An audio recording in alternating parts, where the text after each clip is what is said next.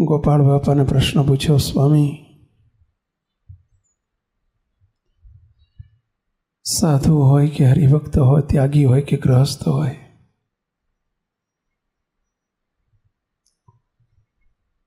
પોતાનું સર્વસ્વ છોડીને ત્યાગાશ્રમ સ્વીકાર્યો હોય,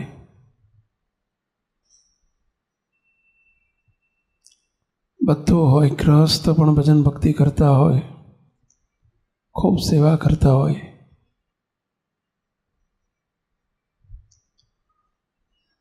સર્વે સંતોને સર્વે હરિભક્તોમાં જુદા જુદા પ્રકારના અંગ ભગવાને આપ્યા હોય છે. અંગ એટલે જે ગુણનું મુખ્યપણું હોય એને અંગ કહેવાય. ઘણાને કથા વાર્તાનું અંગ હોય,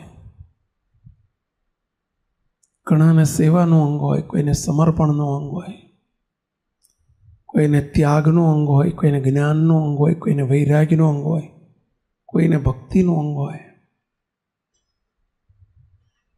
સ્વામીને પ્રશ્ન પૂછ્યો છે, સ્વામી, સર્વે સંતો હરિભક્તોમાં એક એવું અંગ કયું ફરજિયાત છે કે જે બીજા કદાચ ઓછા વધુ હોય તો ચાલે, પરંતુ એ અંગ જોઈએ જોઈએ જોઈએ છે?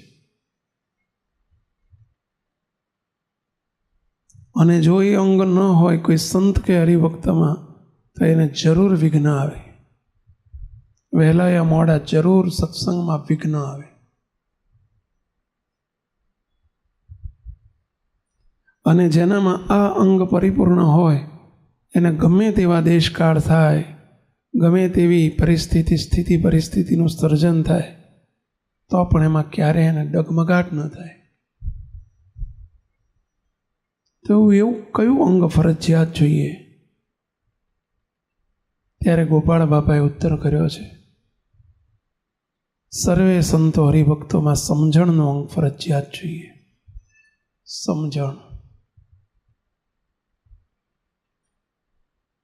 સમયે જાણપણું રહે એનું નામ સમજણ. જે વાતની આપણી ખબર છે એની સમયે ખબર રહે એનું નામ સમજણ. બીજાને ઉપદેશ આપી શકાય પરંતુ પોતાને ઉપદેશ આપી શકાય એનું નામ સમજણ.